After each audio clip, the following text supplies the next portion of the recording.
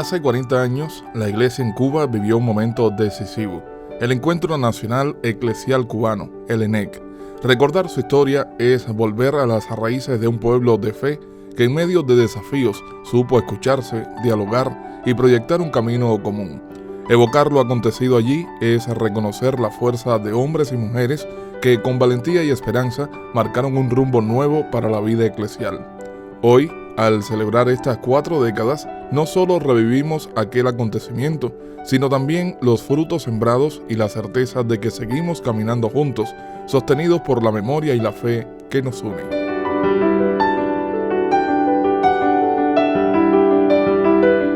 En la década del 70, reuniones del episcopado latinoamericano en Medellín y Puebla marcaron el pulso de la iglesia en el continente. Por supuesto, participaron representantes cubanos y pronto comprendieron que la realidad de Cuba exigía un camino propio. Surgió entonces la inquietud, ¿por qué no convocar un encuentro en la isla donde los laicos pudieran tener voz y ser escuchados?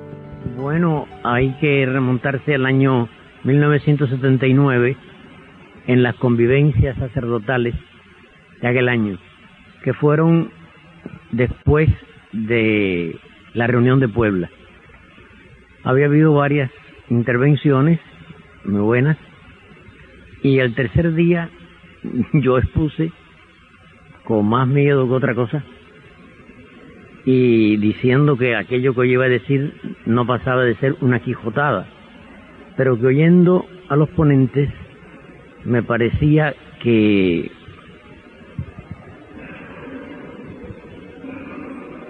las reuniones tanto de Medellín, a la que yo había asistido, como a la de Puebla, eran reuniones que atendían más al resto de las naciones latinoamericanas y que a nosotros nos convendría tener lo que yo dije entonces, un Puebla en Cuba. Es decir, hacer una reunión semejante a la de Puebla, en la cual nosotros nos planteáramos nuestros propios problemas y buscáramos nuestras líneas de trabajo en la iglesia. Un año más tarde, la Conferencia Episcopal acogió el proyecto y confió a Monseñor Adolfo Rodríguez la misión de dar los primeros pasos. En abril de 1981, un equipo presidido por él redactó el llamado Documento de Camagüey, una hoja de ruta que pedía un proceso con la participación de toda la iglesia. Allí se definió con claridad: era necesaria una reflexión eclesial cubana iluminada por el Vaticano II, Medellín y Puebla, pero enraizada en la realidad del pueblo cubano. Verdaderamente, a la luz de la historia del ENEC y de la distancia que tenemos de él, indiscutiblemente que fue un momento para la Iglesia inmensamente rico. El Espíritu Santo ya empezó cuando Monseñor Azcárate tuvo la idea maravillosa de Dios de hacer un pueblita en Cuba. Comenzó todo el proceso de la REC, que fue una maravilla, y hablando hoy de sinodalidad, aquello no fue otra cosa que un ejercicio de la sinodalidad. La participación fue verdaderamente al 100%. Las comunidades, por muy pequeñas que eran o que fueran, decían una palabra, y así hasta llegar a la diócesis. Después que tuvimos esa gran riqueza desde abajo, empezamos a trabajar para el evento, para el acontecimiento del ENEC.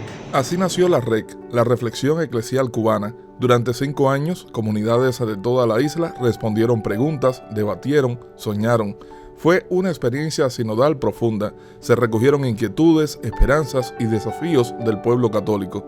De allí brotó la semilla que daría vida al ENEC. Yo creo que la fecundidad del ENEC para la iglesia cubana después de 1986 se debe en gran medida a la REC. Por eso yo prefiero llamarlo el proceso de la REC y el ENEC. La REC fue capaz de involucrar a muchas, yo diría casi todas las comunidades de la isla, mediante 2 cuestionarios que se rezaron y se discutieron en las comunidades y después mediante las asambleas diocesanas. y los documentos de aportes que salieron de cada una de esas asambleas diocesanas y que fueron la base para las reflexiones que tuvieron lugar en el ENEC. Sin esta base de reflexión, de participación y de oración, que fue gracias a la REC, el ENEC no hubiera tenido el impacto posterior y no hubiera podido involucrar a la mayoría de nuestras comunidades en la implementación posterior de este encuentro. Corría el año 1986, febrero. La casa sacerdotal Padre Félix Varela abrió sus puertas para acoger una semana extraordinaria, el Encuentro Nacional Eclesial Cubano. Allí se reunieron 181 participantes, 8 obispos, 39 sacerdotes, 22 religiosas, 2 religiosos y 110 laicos, representando las 7 diócesis que en ese momento existían en el país.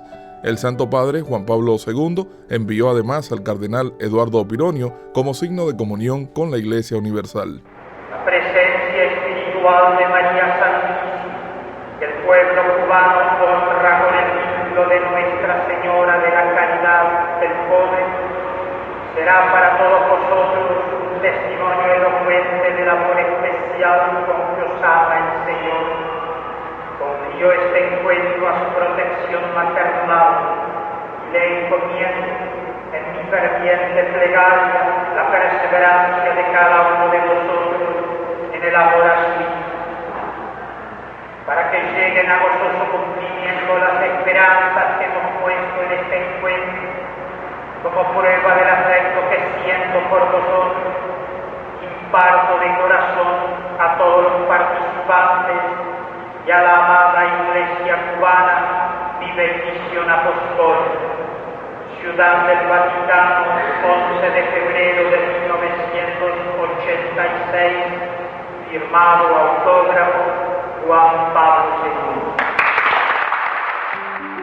El ENEC no fue solo una reunión, fue el fruto de la escucha y el diálogo. Laicos, religiosas, sacerdotes y obispos soñaron juntos una iglesia más cercana, más cubana, más profética. Las jornadas fueron intensas, con ponencias, debates, votaciones, conferencias de prensa. Todo se vivió con pasión y compromiso. Fue un acontecimiento, como diría el cardenal Pironio, movido por el Espíritu Santo. Fue un Pentecostés para la iglesia que peregrinaba en Cuba. Hasta ese momento, la iglesia, diríamos en términos militares, se defendía, trataba de conservarse hacia adentro de la manera más sólida posible. A partir del ENEC, la iglesia rompió las paredes del cenáculo, llamémosle así, y empezó a anunciar el Evangelio hasta el día de hoy. 3 celebraciones marcaron el corazón del ENEC: la peregrinación al aula magna de la Universidad de La Habana, la velada cultural en el Seminario San Carlos y San Ambrosio y la recepción en la Nunciatura Apostólica. El ENEC reivindicó el rol de la fe cristiana en la construcción del bien común. Del ENEC emanó un documento final que registró 3 grandes áreas de reflexión, superando todas las expectativas. A partir de entonces, la Iglesia cubana intensificó su labor evangelizadora, mostrando un rostro nuevo más allá de la parroquia. Durante la REC se prepararon varios equipos. Era el equipo de teología, el equipo de pastoral, el equipo de historia, el equipo de estadística. Y al frente de cada uno de estos equipos había pues una persona que coordinaba. Y eso también estuvo presente durante la sesión del Encuentro Nacional Eclesial Cubano. Posteriormente llegaron todas las síntesis de los equipos y eso fue un trabajo que se realizó en Santa Clara. Monseñor Fernando Prego, que era el obispo de Cienfuegos Santa Clara, fue el que coordinó un equipo que se trabajó en Santa Clara y posteriormente eso pasó a los responsables de los equipos y después también a los obispos, que fueron los que le dieron la nota final. Es muy importante tener en cuenta que el ENEC fue en febrero. En el mes de mayo, los obispos publicaron una instrucción pastoral que viene a ser una síntesis de lo que se trabajó en sala, lo que estuvo más que en el debate, lo que estuvo en la conversación, en los intercambios que se suscitaron con ocasión del ENEC, también con los aportes que hicieron los visitantes. Hubo obispos laicos religiosos que nos visitaron, el cardenal Pironio, que llamó al ENEC el Pentecostés cubano. Es decir, en ese sentido, ese equipo de redacción trabajó muy fielmente. Yo recuerdo cómo las lecciones de la historia fue algo que se fue viendo, y uno también, a la misma vez que participaba, también uno aprendía, sobre todo de aquellas personas que habían tenido la experiencia, que habían tenido la vivencia. No se estaba escribiendo algo, llamémosle así, teórico, académico, sino estaban escribiendo algo vivencial, algo que era experiencia en cada uno de ellos y de ellas, porque participaron religiosas y laicos también en el equipo de redacción. No es casual que la encarnación haya sido uno de los 3 rasgos fundamentales que el documento final del ENEC soñó para nuestra iglesia. La iglesia cubana es parte de la iglesia universal, pero comparte con nuestro pueblo sueños, esperanzas, fatigas, dolores. Y si no logramos mirar con honestidad y con valentía esta realidad, corremos el riesgo de quedarnos en un discurso etéreo por las nubes, que sea autorreferencial, como advertía el Papa Francisco, y que olvide que la iglesia está para servir al pueblo, que la iglesia es un sacramento al servicio del pueblo y no es un organismo que está centrado en sí mismo para buscar a toda costa su propia supervivencia. La clausura fue un signo visible de esperanza. La Catedral de La Habana se llenó de fieles adentro y fuera, testigos de un acontecimiento que marcó a toda la iglesia cubana.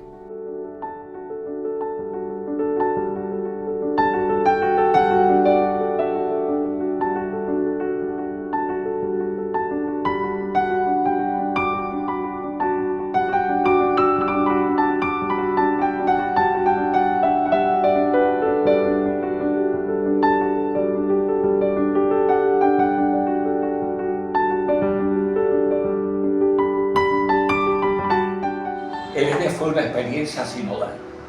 Desde que surgió la idea por parte de Monseñor Azcárate, que fue el que lanzó la iniciativa, y todo lo que se aunó en esos años que le llamamos reflexión eclesial cubana, hasta el acontecimiento del ENEC, fue un ejercicio de sinodalidad entre todas, eran 7 diócesis en ese momento, entre los delegados de todas las diócesis y el trabajo que se hizo en las diócesis. En este momento, esa escucha en la cual está insistiendo tanto el espíritu sinodal es algo que es necesario hoy mantener, incorporar lo que es la evaluación, que trabajemos más, como repetimos, en la línea de los procesos más que en la organización de eventos. Creo que eso es muy importante. Si hoy nos atrevemos a retomar este camino 40 años después, un camino que ha marcado el estilo, lo mejor del estilo de la iglesia cubana, yo creo que necesitamos 3 actitudes: valentía, paciencia y humildad. Valentía, que fue la que tuvieron los que llevaron adelante el proceso de la REC y el ENEC para vencer las inercias y las resistencias en aquel momento. Fue necesario casi 4 años desde que Monseñor Azcárate lanzó la primera idea en el cobre hasta que esto arrancó de veras en la iglesia cubana. No fue una cosa de un día, ni fue automáticamente.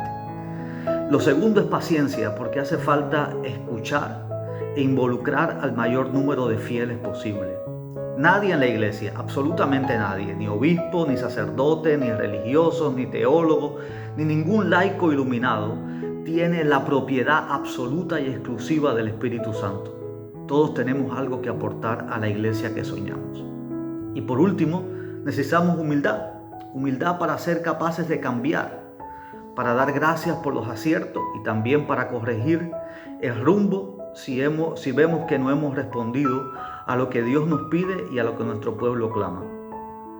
Recordarlo significa, más que hacer memoria, buscar un leitmotiv, un motivo para seguir haciendo lo que el mismo ENEC provocó: anunciar a Jesucristo, hacer presente la Iglesia en todos los ámbitos posibles. Que la palabra ENEC signifique para usted impulso, vigor, fuerza, anuncio. Así sea.